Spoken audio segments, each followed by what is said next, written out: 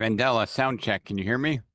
I can hear you. Good morning. I didn't forget about you. I'll get your stuff out tomorrow. I was putting together stuff from the AI to put in the email, so you'll have that tomorrow with the chart that we discussed. That's good. I understand. You have a lot happening. Exactly. I got it. I got Richard, how are you, sir? How are you? We can't hear you. There I am. All is good in Arizona. Thank you. Fantastic. Mr. Garvey, you look like you're on the beach. Well, I figured with the background, I might as well dress accordingly. See, look at my background, huh? Auntie Annie's at a Florida rest stop, Oh, geez. listening to old 70s and 80s music in the background. I So, have to say that I've been watching the Baker seminars on AI, and I've started using AI just on different types of things just to kind of get familiar with it, and it's really amazing. I would really say that everyone needs to try and use the ChatGPT, even the free version, because you'll be surprised at how much great information you can get from it. fantastic. Well, thank you for sharing, and thank you, Glenn, for putting that on. We are all grateful for that. Hey, Um, Rob. somebody say something? Yeah, it's Howard. Just signing How on. Howard, how are you? I owe you a call. Yeah, catch me anytime. Any first time attendees for our session? I see a Janelle, welcome. one of my office here. Oh, there's Joe McCabe. Joe, did you come for me or yourself?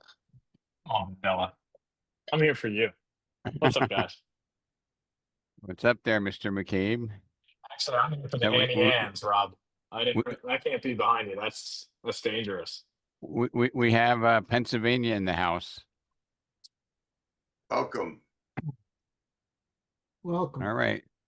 So the premise for today's is it had to be at least 3 or 4 times. I'm sitting down with agents and I'm asking them, so, how does next quarter look and what's the next 12 months look like for you? And they said these words which scarred me. It's like, well, depending on the market, like this is the caveat. Hey, Howard, depending on the market, I'm planning on doing, 10% more than last year. And yeah, I don't know about everybody on this call. I'm guessing the people that probably really need this aren't here, but I don't plan on changing my lifestyle. I can't change the bills I have to pay. I can't change the commitments I have, depending upon whether the interest rates go down 0.5% or up 1%, whether inventory is up or inventory is down, whether there's 3.8 million or 4.4 million homes sold. I mean, you know, your spouse, your creditors, yourself, you owe it to yourself to have a rock solid business plan that is specifically not dependent upon the market. I see Karma here every week. Her business plan is not dependent upon the market. It's dependent upon the actions and the activities that you do, right? When the market is slow, Karma, do you take off and not make your calls, or do you still do it? You still do it, right? Arthur, welcome. You're a new face, right? How are you? So I'm gonna talk from the heart a little bit about um the our performance not being dependent upon the market. I mean, and I see Jenny Chase there. Was every team member at that buyer event, Jenny, or was I anybody think, missing? yeah, everybody was here. And tell the group like what your impression of that was and how those have been working for the Gopi team. I really like them. I think it's a great way for you to bring potential clients and friends or family over to get education and understand more of the real estate process, but without pushing them so hard. You're kind of letting Rob do that for you. um, but it was great. It was really informative. I liked sitting there and listening and watching, as opposed to being on the wall just kind of as a spectator. Um, I enjoyed it. And I think I know because of that, I now have not only my friend that I brought, I have her mom, I have her brother, I have other teachers that will be interested as well. So it really worked to my advantage, and it wasn't much to do on my end, but just sit there and learn from everybody that came and spoke. The title, lenders, Frank was amazing during that. Rob, you hit on everything. And then also the insurance. So the insurance was a great help because there was a ton of questions. So it was a really nice event, low key, very informal, but it was huge. It was very successful. Great turnout. And one of the things that I think sometimes hurts people, Jenny, is I think when you started out, you had a backup job, right? Yes, a couple of them. You had a couple of backup Back jobs. up to the backup to the backup. Now that you've given up the backup positions, is that intimidating, or is it comfortable to know that if you do the right activities, that the outcome will come? And be candid. Yeah, to be honest, I was scared to death because there was a lot of life changes happening around me. But I knew, number one, I know Michael has my back regardless. So he's never going to jump off the cliff with me and not have a parachute. Um, but it's nice though now because I'm able to dedicate all of my time to researching things, helping people, but I still go over to the school. Like I don't work at the school, but I volunteer. I'm still that person there. So yeah, I don't have any side jobs. I don't have any side hustles. This is my priority. And because of that, I'm learning more, and I feel like this is it for me. This is awesome. And this isn't rehearsed, right? We haven't planned this conversation beforehand, just so everybody knows, right? No, I have not rehearsed nothing. Oh, right. No. Nope. Sense of humor as well. But I think Jenny's an inspiration in that she's not concerned. At least I hope she's not. Outwardly, she's not concerned about being able to take care of her financial obligations, because she knows that with Michael and the company, and her, most importantly, her own commitment to doing the right activities, that abundance will come. Okay. And I am such if I'm going to repeat this like 12 times, if your income is dependent upon how the market goes, honestly, I think you're in the wrong business. You probably should get a regular job, because if we take all the actions and do all the right things, right, we're gonna grow our business even in a down market. And how do we do that? We do that by being the first person to pivot and shift and do different things as the market moves, because other people are still in bed right now, or they're playing video games, and they're not investing in their career to be able to serve the client better. Okay. If the business never changed, we would get paid less, right? If the business was the same all the time, do you think we would still get paid 2.5, 3% per transaction side? Or do you think that if everything was fixed, that, probably talking about AI would probably be able to take us over because it would be so predictable? But I'd say that probably more than half of our transactions, you have unanticipated, activities or events and things that come up. And when they hire us, they have a certainty, they have an insurance policy that they're going to make the right decision, and they have the highest probability that something's going to close properly, right? Does that make sense? Is that resonating with everybody here? Yes. Um, and I'm going to ask everybody to be vulnerable and honest. Who feels that your income in the next 12 months is dependent upon the market? Who's never going to raise their hand? So nobody feels they're in Vendela, do you think your income is subject to market fluctuations?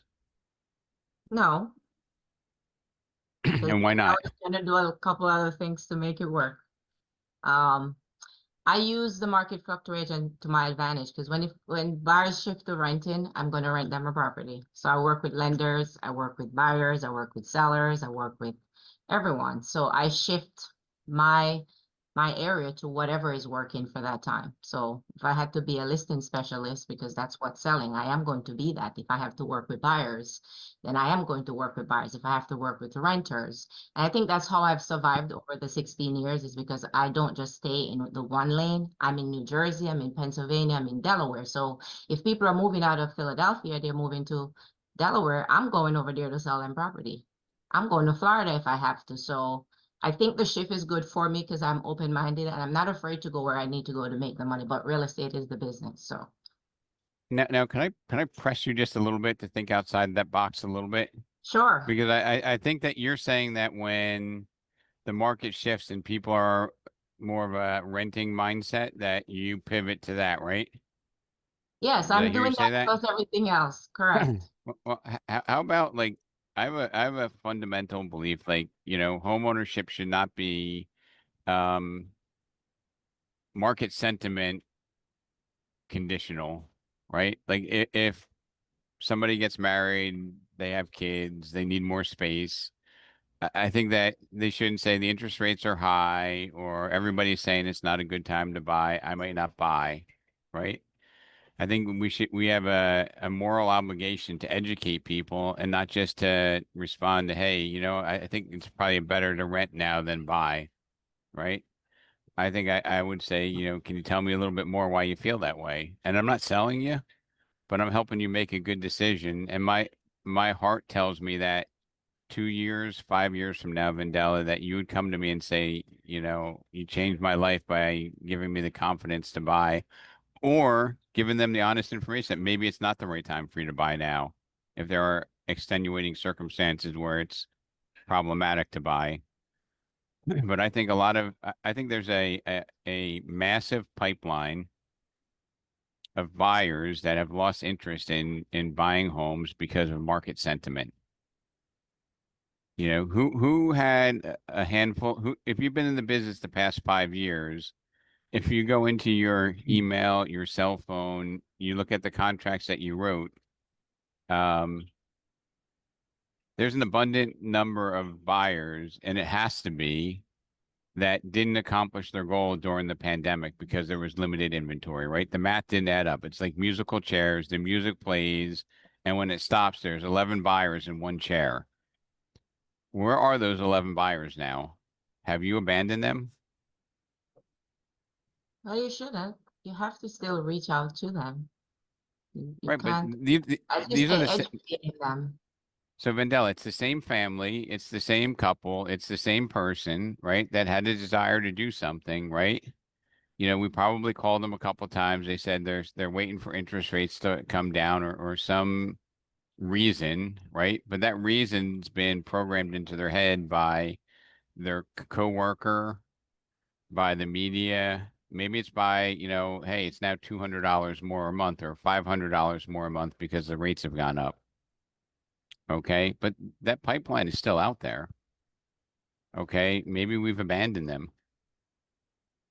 Certainly the industry's abandoned them because now I don't know what the numbers, like what, 500,000 or 600,000 more listings available to buy than there was in 2022. I call that an opportunity. Okay. I call it transformational opportunity to serve our clients, right? To demonstrate our value, because when it was, who liked the market when a house came on the market and I had to call you, Vendela, and say, hey, it's 11:14. I know you're at work now, but you need to come to New Jersey, take a look at this house and decide if you want to make an offer before 5 o'clock, because that's when they're doing highest and best. Has anybody ever had that happen to you where like you have to tell somebody like you have to come out here like now? And then when you come here, you need to make a decision like immediately? Do you remember that, Mandela? I don't think I've had that happen to me where I had to do it exactly how you mentioned it. I really Where haven't. houses were like being sold like within a day? I know in New Jersey, and probably it was worse in Florida. Beth, did you have this in Arizona? I did, and I had to just keep in touch with people. I had people wait a year or so, but the key was to stay in touch with them, keep them informed. And a year later, they bought. And a lot of the reason why they waited is because we had no money down VAs or FHAs. A lot of these were first-time buyers, and so they immediately got kicked out first when we made offers. One particular couple put 16 offers in on different homes, and they could not pay above with a higher down payment. So they were kind of stuck. And so I just stayed in touch with them, kept working with them. And when, things were a little more favorable to a 0 down loan, they bought. So they didn't go away. They just postponed. Rob, And go ahead. Rob, Yes. this is Howard. I love what you're saying. I think that a lot of agents would agree that it's not so much should they be continuing to work, but more of a what should I work at that would give me my best returns. And you're a great proponent of door knocking, because door knocking is just about the least expensive thing that we can possibly do. So long as you have a pair of shoes, you can probably knock on doors. And so a quick story. I was at the bank about 2 days ago, and it's the bank that I've introduced you to, and I think we've been there as clients for, oh gosh, 30 years or more. And in walked one of my old agents. And I've always enjoyed this guy, and I lost him during the big downturn. And I had a chance to visit with him, and I said, "Don, what are you doing?" He said, "Well, fortunately, you introduced me to this bank back when nobody else would talk to me, because I lost in the downturn, I lost everything but my wife and my car. I lost my house, my business was terrible, etc." I said, "How are you doing now?" He said, "Well, I'm having the best year I've ever had." I said, "Really? What are you doing?" He said, "Well, I've kind of got a lost start. I'm doing door knocking. I've been doing it for years."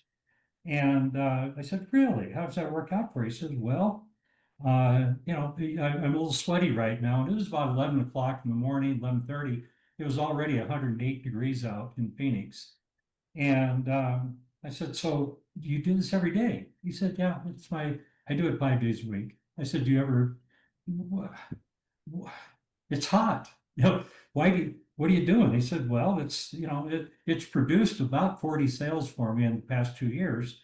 And the interesting thing is the neighborhood I go to, back when I was with you, it produced $10,000 commissions. Today, because of appreciation, the commissions are 30,000.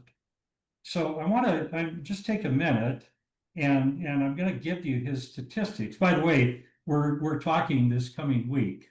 I think there's a nice chance that we can have a good relationship again. Hold one second. I'm going to give you his statistics, and a quote from him. Again, it's not whether we should do these things, but what should we do? So he said, he says, "Typically I go into my farm and I dedicate about 90 minutes. Today I knocked on 19 doors. I had 8 conversations already." And he said, "Typically in an hour to an hour and a half, I average knocking on doors about 20 doors and having 6 to 8 conversations 5 days a week. It seems like about 33% of the people answer their door, and that stat has been pretty consistent for the last year. Obviously, during COVID, it was 40 to 50%, but I'll take 8 conversations every day and build relationships." But wow. So I said, "You're kind of doing things the old fashioned way." He said, "Yeah, and I don't spend any money. I just And Howard, spend any money." what's his average sales price? Oh gosh, now it's gone to I'm going to say 750 to 1.2 million average sale price. Okay, So his average trend commission per transaction side is probably About 30,000. 15 to $30,000. Yeah. So let's even say it's 20,000 times 40 deals. That's $800,000. Does that math Yeah. sound right to you, Howard? Yeah. Yeah.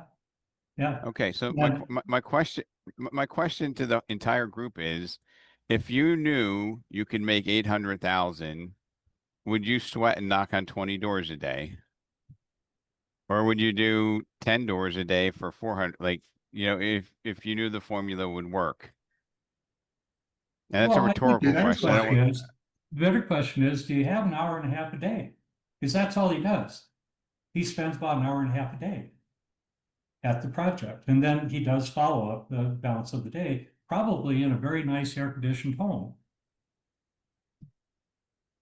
yep. And I was actually talking to, if you watched Glenn Baker's Tuesday AI masterminds are pretty amazing. I was talking to him and I was saying that, I'm trying to embrace having some protected time so that I can kind of plan and become more efficient at the things that I'm trying to execute, as opposed to every time the phone rings, feeling like I need to respond immediately. And you know, the native time to do this without getting interrupted is usually earlier in the morning. But even as it goes on into the day, I want to find more of those productive hours. So I'm trying to avoid, like, I'll take the phone, turn the ringer down and turn the volume off, get back to everybody when you're done and invest that time wisely, figuring out how are you going to execute your business at the highest possible level. Okay. And that might even be thinking about, are you going to, do the Joe Garcia plan? Are you going to do, Howard, this gentleman was named Dan? His name was Don. Mhm. Don. Are you going to do what Don's doing? Are you going to do what Joe's doing? And one of the great things that I think, Howard, when your organization merged into ours, and Joe, I'm looking forward to this, is that we have such a tremendous sharing culture where you can pick up the phone, and call Joe Garcia or Don or somebody doing what you want to do. And they'll tell you exactly what it takes to do it, but usually it follows up by Howard, but you have to do the work, right? Well, There's no shortcut. here's another example. I don't doubt that I should do these things. The question is, what should I do? So in our Troon office last week, I talked to one of my agents. He had just gotten a commission check for $62,000. His biggest check he's ever gotten. I said, what happened? He said, well, about a year ago, I was in the office and a couple stumbled in and they asked if there was anybody there that could help them with a rental. And so a winter rental. So I went out and I talked to them and they said, what are you doing? We were over here for lunch and decided we'd come in because we've contacted 8 agents in the area. Now, this is a luxury, high income, high value area. Average sales prices are, $1.5 to $5 million. And he said, yeah, I'll help you. No problem. He said, well, after about 4 days, I got him into a rental that was $15,000 a month, but I stayed in contact with him. Well, sure enough, after one season, they contacted him and they purchased, I believe, is a $2.6 million home in this area. And he said, what happened? He said, well, they said, well, you were the only one that would return my phone calls. And all I did was stay in touch with them. So I thought, wow, that's kind of an old-fashioned way of doing things in a resort type area because people are searching for winter rentals right now, or they should be. And good agents that are used to making $30,000 and $50,000 commissions on one deal just don't want to be bothered, apparently. But 8 agents from Sotheby's and Coldwell Bankers, et cetera, wouldn't return their call. So, Howard, our friend Wayne Einhorn told me about the I might be botching the description of it, but the core values or the or priorities of employees at a Disney park. And he said that number one is safety, number two is courtesy, number three is cleanliness or how the park looks, and the fourth one is efficiency. And he said that if you know what your core values are, right? So you're smiling, talking to a guest, but you see a toddler going into danger. You're not conflicted. You know exactly what you're going to do, right? You're going to say, "Excuse me," boom, you go to tend to the safety issue, right? And in real estate, if you have all your priorities, I think a lot of us have one or two of them, but we don't go four deep into what our core values are and what the things that we're absolutely going to do every single day that we show up for work, that the outcome is certain. And when you look at businesses, and I'm just going to give this analogy. If you were buying a business like a utility that has a regulated rate, the return is the same. Maybe they get 2% increases every other year. Okay, it's a very, very low risk business. You're not likely to see a high return on that investment in what you do. But if you buy a wildcat drilling company, right, that is going to spend, tens of thousands or hundreds of millions of dollars, drilling, and they might go 6 months without hitting a well, but when they hit that well, then they make a fortune. Those are two different experiences, and I'm going to relate that to what we do. The person that's out there drilling wells knows that every 6 months they hit a well that's worth $10 million. The person that buys a utility stock is looking for that safety. The safety person is the employee. The wildcat driller is the entrepreneur. And the belief that the entrepreneur has is if I drill enough holes, I'm going to hit oil. I know it's a certainty. Okay. Who gets paid more? Who do you think? Do you think you get paid more as an employee taking the safe bet? Or do you think you get paid a lot more if you are taking the risk and you have the process and the steps to have, predictable results over a period of time? And that's what we do. We're in the real estate business. We're drilling a lot of holes, and then we hit a big oil well, we make a lot of money. Okay, but if you lose faith in the process of continually prospecting, building your pipeline, you never hit your well.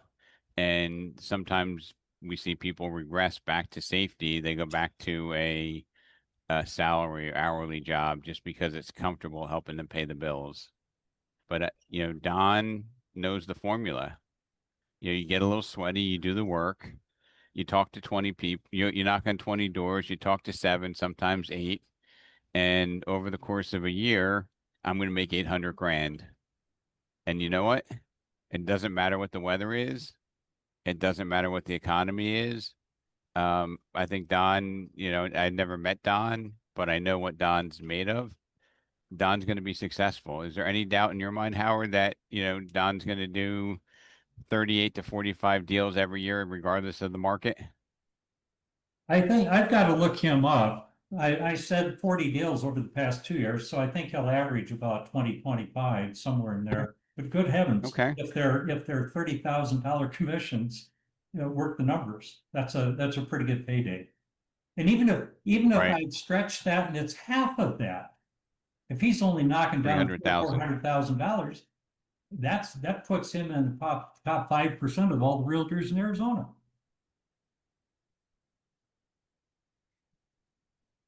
But Howard, I never in my 29 years at Remax ever thought about, I never looked at the forecast and said, maybe I ought to get in another business. And by the fact that you ran 35 years until you decided to get out of the business from ownership, you never had that thought, right? No. So if you're in leadership, if you're a team leader, and if you're talking to somebody and you say, hey, what's your plans for next year? And it starts with, well, it depends on the market, then I think that we have to have a different conversation because depending on the market is I mean, that's got to be more stressful than dealing with the market, right? It It's has to true. Yeah. be. Yeah. Like, you're like, all right, do I upgrade and buy a new house? Do I take a big vacation, or am I concerned that I'm not going to be able to perform enough to pay for it comfortably, right? Yeah. And as Beth said earlier, it was Beth or was it Jenny? It was Jenny. How petrified she was to walk away from her job to step into just a full sales role. It was the same thing for me. But I know that I had a strategy. I had done a big deal, paid my bills 6 months ahead of time, and I just dived in full time, and I've not had to look back since then. So the risk taker is going to win. I've never had a more exciting time closing a deal than when I was on vacation on the beach with my laptop. So, the risk taker is going to win. And, you just have to stay consistent. And as you said, follow up, nurture the people, the renters. The renters built my business, so I can talk a little bit about that. I've put people in some of those apartment complexes, and years later they come back and they're ready, to buy properties. So, you know, nurture it and it will grow as it did for me. So, Vendeli, would you like a contrarian look at that as well? That you probably can't unsee when I share this with you. Yes, please. Um, if you've been in the business world or out of college for more than 10, 20 years, you've seen organizations grow, people get great jobs, right? And then all of a sudden they have a mass layoffs. Like this recently happened in the tech industry, right? People working for Google, and then all of a sudden they laid off 20% of their workforce. Okay, but they thought they had a stable salary, right? All right. But they didn't. You know who has stability, who has true freedom and stability is those who have the discipline to execute on their own because nobody can stop you. And I look at, I see Karma in my left corner of the screen here, and she's been doing this for year after year after year. And the thing that I can say about Karma, she's never gotten comfortable or complacent. She's stuck with what works, right? Karma? Like you don't take off 6 months. You don't stop doing your mailings when your business is abundant. You don't stop doing the things that got you where you are. And I think most of the people, probably everybody here, also has the humility and desire to learn. Otherwise, you wouldn't be here. You think you know everything, right? Those who think they know everything are the ones that are in real trouble because they're not pivoting, they're not adjusting to where the market's moving. Um, Rob, you know, this is Ron. Can I just interject and something? absolutely. I've been in this business so long that there's so many ups and downs. It's so cyclical. I mean, you just got to pivot. Every time especially in a down market, is when you have to spend a little bit more money and more time to build, to keep your business going. It's not a time to stop. I mean, some agents, just say, "Oh, screw it," I'll just take a vacation or just go out of town for a couple of weeks or just whatever. You just have to keep on plugging forward. I mean, you can't stop doing, what worked for you in the past. And I've been through this business in 2005 and 2007 when the bottom dropped out, and we all survived because we did the right things. Yep. Yep. And Ron, with your coaching experience, your many years in the real estate industry, um, if you were to bring in somebody new into the business and say, "Hey, I'm going to pay you hourly, and I'm going to pay you $200 every hour you prospect. I'm going to pay you $12 every hour that you're working on CMAs. I'm going to pay you $8 an hour when you're updating your Facebook page." What do you think people would do if it was that clear how much money they're making doing those activities? They would probably do it. I mean, Robert, if that was Robert Carver, if that was your menu, right? You know, would you be doing a lot of time updating Facebook, or would you be out there meeting and talking to clients for, 20 times the income? You have to be out there talking to clients all the time. And you talked about, or somebody mentioned about, when the bottom fell out in 2006, 2007, 2008. That's right when I got into the market, with no place else to go to pay my mortgage. And I just worked like there was no tomorrow. And, here I am that many years later, um, and I've done better than I ever thought I could, from a financial standpoint. But it's a matter of putting in the hours, just like everyone is saying. And I see Beth, are you somewhere where you can talk, Beth Asif? Yes. So, Beth from Celebration and Dr. Phillips. I spent some time meeting agents that are struggling, that have a lot of talent, um, past couple of days with Beth. And I can tell you that the overall vibe in Florida is the market's challenging, correct? Beth? Yeah, I'm thinking as I'm talking. Um, I think parts of Florida are more challenging than others, for sure. Our market in Central Florida is pretty good. It's balanced. It's not, it's not as on fire as it was a couple of years ago, but it's not bad. So when the market was going gangbusters, would you say that a lot of agents made money without doing the activities that they normally would have to do to make that income? Yes, I would say that. And those agents that haven't pivoted, they're struggling now. And those broker owners that got accustomed to the abundance when it went away, they struggled. So I guess in this one I'm going to give myself a point for walking the walk, because in this market where the market is a little bit nervous, a little bit uncertain, I'm using it as an opportunity to grow, increase the footprint, try to help more agents see that it's just a fallacy, right? It doesn't matter what the market's doing. It doesn't matter to your clients, what percentage of people are buying a house. It only matters to your client, and it only matters to you.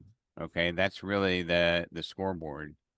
So if you're serving your clients, you're helping your clients, you can win. Okay. I Agree. think that the business is the same. If we attract agents that are willing to do the work, that have a growth mindset, but for what the market's doing, my goal is X. Like I want everybody to just, remove that from their business planning. Okay. When I started out as a lender, I used to, in college, go in on evenings and weekends, answer the phone, and take refinance applications. They said I'd be out of business as soon as the rate went up a point. But they didn't know that once I tasted success, I couldn't be stopped. Right? I actually read the guidelines.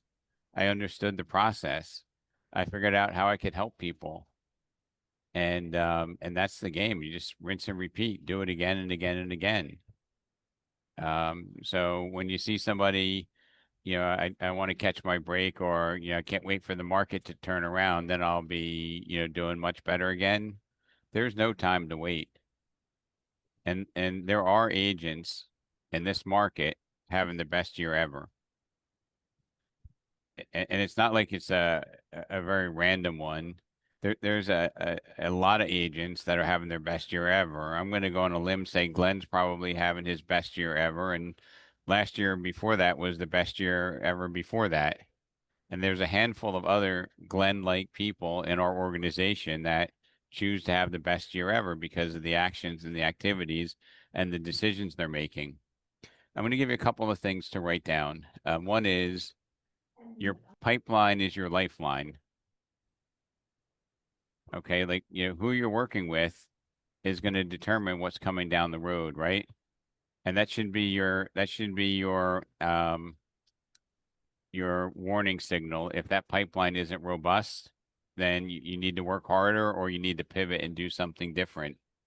I love this second one here. This is right worthy down, okay? Top of mind is first in line.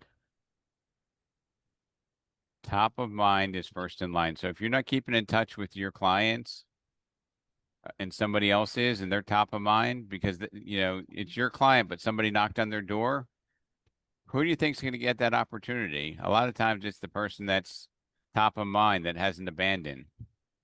Rob, this goes back to something you said earlier. When when your client says, I'm going to wait for the rates to come down and you let them get away with that, somebody else is going to call them and say, hey, I just saw a house come on the market that I think is perfect for you. Let's go take a look at it. And all of a sudden, they're not your client anymore. So you just Yeah. got to play and keep working every day. I mean, and Robert, that is it's such a huge thing. And I have to say, you've mastered the art of not selling, but you're not giving them a pass. When you were in, did you do wholesale for clothing or were you doing retail? What was your background? Wholesaling. Yeah, we So manufactured and stuff. this might be one step away, but somebody walks into a Macy's, right? And the salesperson comes to them and says, "Can I help you?" What do they always say? No, thank you. I'm just looking. Right. And how many times were you that person? Then you're like, you need some help and you can't find anybody, right? Yeah. Because that's a conditioned response that you've heard. So honestly, I believe in home ownership so much because people who have homes have so many more options. They have tax benefits, they have wealth benefits, they have accumulated appreciation, they have the benefit of being able to stay in their home. In the home buyers event we had, Jenny, there was one lady who said that in the past 3 years, their landlord sold the property twice and they were forced to move. Okay, they were a renter. They were forced to move twice because the landlord sold the property. So like you have no control over your life. And probably one of the most stressful things, is moving when you put all your stuff in boxes and you have to unpack. To me, that's some pretty strong anxiety. That's more anxiety than door knocking or cold calling for me. But think about, should somebody put their life plans on hold because of interest rate or because of a market condition? I don't believe it. And the first thing is you have to not believe it so that you can have those conversations where you're not, pandering and trying to convince somebody. I don't even think you can really convince somebody because I think when you try to convince somebody without educating them, what's going to happen is they're going to go out, they're going to make offers, then they're going to change their mind. Or even worse, they're going to go in, then they're going to go through the home inspection, they're going to sabotage it because they weren't committed to doing it. But I believe that home ownership is good in so many ways that, I'm here to educate you and I'm not allowing you to have a false fear hold you back from taking action. Okay. And I'm not allowing anybody in this organization um, say to me that, next year I want to increase my business by 50 or 100%. But to be honest with you, Robert, it's really dependent upon the market. That Never going to happen. but I just I don't understand how you can how can you have a plan that's contingent upon something else happening, right? It's like, The yeah, thing about the market is it just may shape how you go forward, what your plan is, what you're going to say, what you're going to do, but it's not going to stop you from doing business if you want to do business. right. When other people are using last year's playbook, you have even more relevance, right? Right. Because a lot of them are repeating stuff they heard 3 years ago, and we need like it. I hate to be so corny, like going to the Zig Ziglar quote, but if you just help enough people get what they want, you'll have whatever you want, right?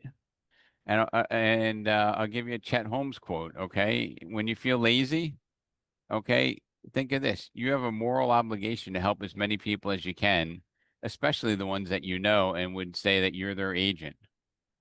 Okay, it's not a monetary one. Like if they want a house, they shouldn't be dependent upon whether you need to make your mortgage payment or want to buy a new car. It should be that you're there all the time to provide the correct information to these clients. Okay, Like and when you get to objection. be so good at it, you leverage yourself.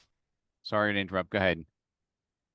I'd like to interject something. We pointed out in that seminar Thursday night, the difference between a renter versus a homeowner. And that was very important. People should understand that 39 times more is worth more. It means a lot by owning a home. Yep.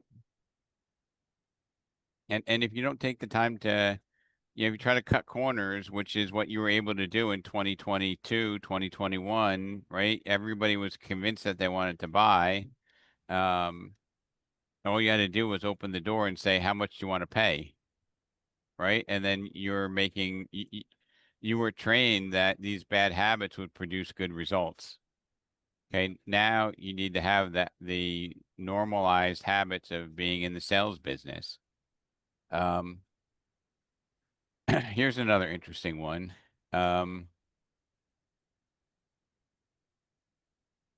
You could build a moat around your business, and this is worth writing down. You could build a moat around your business so that nobody can attack it. If you just focus on owning your community, your zip code, your neighborhood, right? Because I don't care what people do nationally, they can't infiltrate that local neighborhood area. And then you win your database, right? You keep in touch with your clients. So, you know, build a moat around your business, own your local neighborhood, and win your database. Like you cannot have a year that's flat, never mind go backwards if you focus on doing those activities. Right? Does anybody have somebody in their I, market, or I, is anybody good? I'd like to say something regarding the topic. The I agree 100%. Staying with your network, being with your sphere of influence. I agree with all that.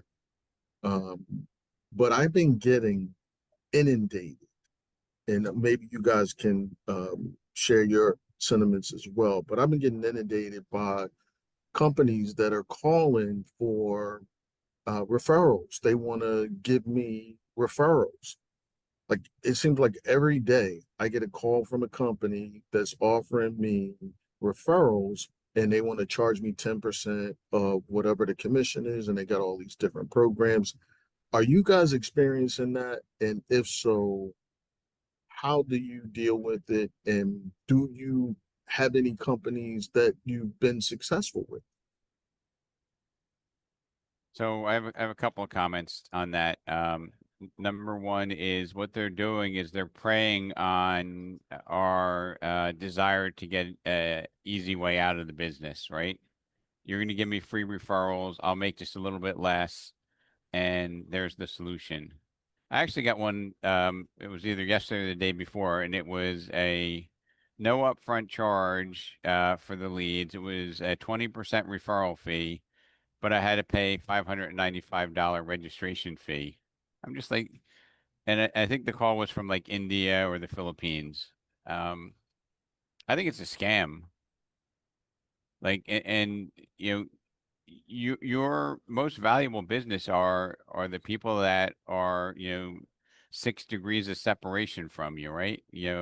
Somebody that knows somebody, staying in touch with your clients, staying in touch with your sphere of influence. Okay, and sometimes if you just call them up, Christopher, and you don't even say you want to talk about buying a house, but you just call them up to check in, they'll be saying, "Oh yeah, my son's looking to buy," right? Has anybody ever had that call where you just call in and check with somebody and they're like, "Oh, my daughter's looking to buy. Do you cover this area?" Right? And you're like, "That's only 10 minutes away. Of course I do," right? So, Yes, I've had that happen several times. Several times. be- Just calling people, hey man, how you doing? What's been going on? Or, just general conversation. The kids are great, everybody's good. Oh yeah, we got this real estate deal that we trying to do. Oh, cool. I'd like to help you. So I agree with you. staying in contact with I think it's not so much your inner circle, but your outer circle. People that you either family members, friends, stuff like that. People who are not like directly connected to. You know, Christopher, if you take it from, a financial motive to a moral obligation, right? I don't know, how long have you been doing sales? I'm an associate broker. I've been in real estate for over 25 years. Over 25 years, okay. And then, how much money would you have to make in order for you to tell a client a bold-faced lie?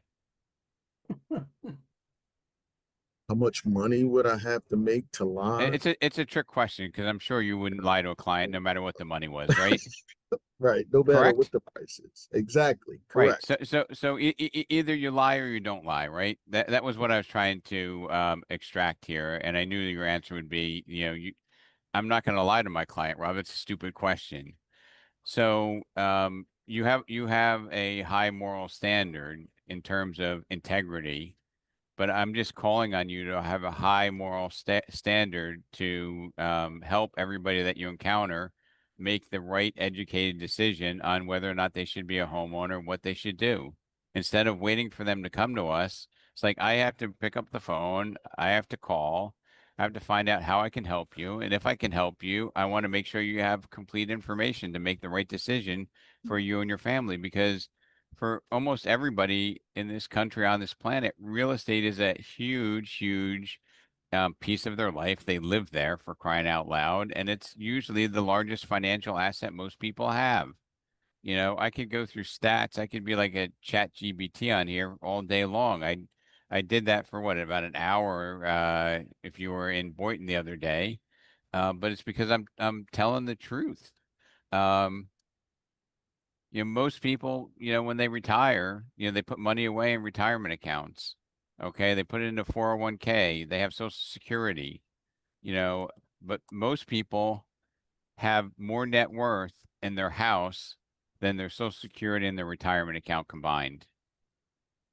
That's huge.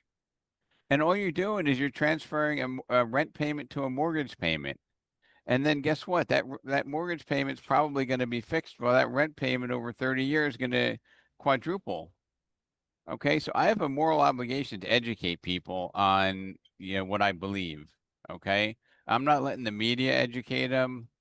I'm not letting some desperate real estate agent, intimidate them by their desperate pleas of dishonesty because, there are people, um, Christopher, that will lie to make a dollar, right? There are people that will lie to your clients and, then you'll be like, why did my client do that? Because somebody misled them. Somebody was not honest. Somebody didn't have, high moral values. But, beyond not lying to people, which I don't think anybody here would ever do, I think that it's almost as bad, not to stop them and when they say, no, I'm just looking. Well, you're in the real estate store, let's talk about what your objectives are. Like maybe you don't want to buy right now. When do you want to do it in a way that's non-selling? Okay. I'm just trying to help as many people as I can. And if you change and that paradigm shifts, you will be unstoppable. Okay. Um, and to piggyback on Christopher's comments back and forth with me, trust is the currency of the future, right? Every time you're talking to somebody, every time you're engaging them, you're putting currency in the relationship bank account and building trust, right? Um, and you need to know that your advice makes the difference, right? You're here to help people and give them honest advice, and you have a moral duty to do that. Okay. And you have a moral duty to do the right activities, help as many people so that, you can provide abundance for your family and yourself. Okay. Richard, you have a moral obligation as a recruiter to introduce as many people to what we're doing here so that they can help people and live more abundant lives. That's why you're here, Correct. right? Yes. Um, let's see what else. You know, our profit levers, you know, are the activities that put us in front of opportunities to help people. Those are our profit levers. There's a lot of distractions. There's a lot of things that take us off of our mission and take us down these rabbit holes. Okay. It's been said, I think it's 23 minutes when you keep switching context, you get disturbed, right? If you're working on a project or you're doing some research for a upcoming listing, and then you get a text message or you see something on Instagram, then you come back, you have to almost start from the beginning again. So you can control what you do, you can control your mind, you can control the activities you do. You are not dependent upon where the market goes. Make a little note if I ask you, let's do some business planning. Don't say I'm going to do 50% more, but it depends on the market, especially if you were here, because I will not accept that. Any closing comments? One thing Yes. here's on, Rob, is I would say some of the best advice that I received, and it actually came from Howard when I first started in the business, was have these conversations, have the open conversation with the agents, have the open conversation with your clients. And when you're meeting with an agent, don't mean the office, do it in public because of the public perception of realtors. These conversations that we have here, go to lunch with an agent in your office, have it at the Starbucks, have it at the airport, which I'm assuming you're at, because you never know who's listening to what you're saying. And if you present yourself as an honest, upfront realtor, you never know when they're going to stop by and say, I have a problem with real estate. I'm looking for help. Thank you for sharing. Richard, you had something? I did. There's an opportunity I see here, and that there's going to be people, the attrition rate will become higher for realtors because of this mindset of the market's bad and I have a gloom and doom perspective. People buy and sell primary residences because of life changes, and life changes don't know anything about interest rates. All they know is that they occur. If the number of agents decreases and the number of people that need to buy and sell properties remains the same, the agents that are doing the communications like we're talking about, they've got a leverage. They've got an opportunity there. And Richard, there's a whole untapped segment of the marketplace that most of us don't even go to, which is, how many of your clients, their kids are going to college and then they're going to pay room and board. You talk to them about a kiddie condo. How many people have, newborn children? And now with, the baby boomer generation controlling a lot of the wealth, you could suggest, hey, you know,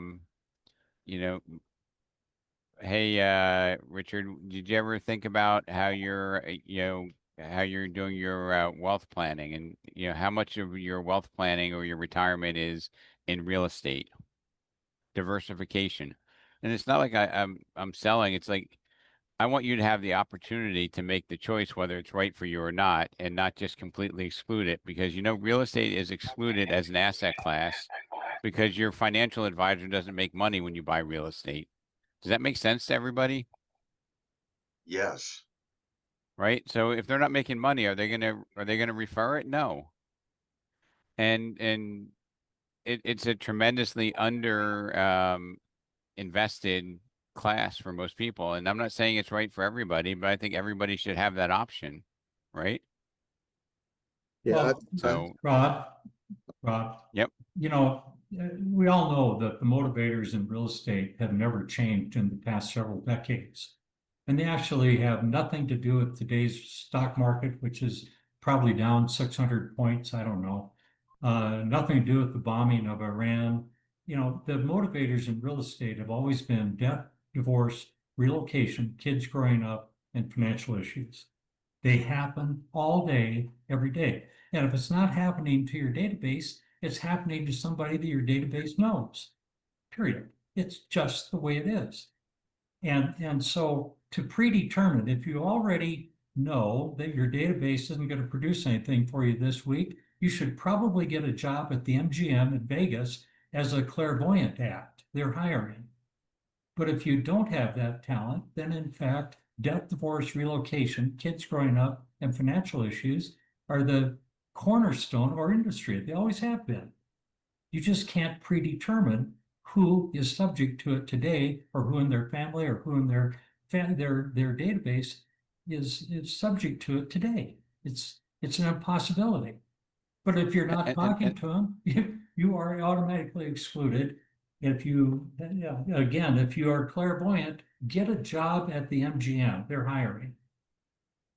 And one other thing, Howard, to work less is if you actually enjoy what you're doing, the time flies by and it doesn't even seem like work. Having Because when fun. you're helping somebody, it feels well, and then you're like, wow, I got paid, instead of like hunting for the elusive dollar.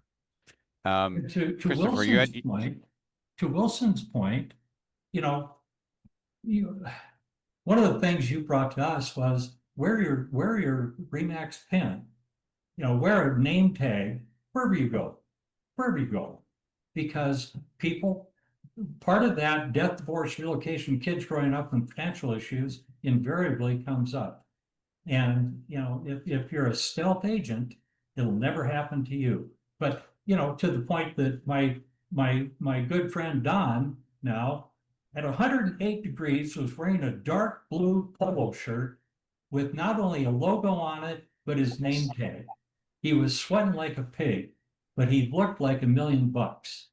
And he had nice shoes on and nice khaki pants, and his hair was combed. And just he has that look of a trusted person. He just does. And so consequently, you maintain a pattern and people will adopt to it. They just will. It's not complicated. And by the way, Tyler just looked them up, 19.5 transactions in the past 12 months. I was a little high on income. It looks like he's about $450,000 in income over the 12 months. And I'll bet you the guy hasn't spent $10,000 on marketing. I'd be surprised if he spent $5,000. Howard, thank you for sharing. I'll let Christopher, you were going to say something. You have the last word, sir.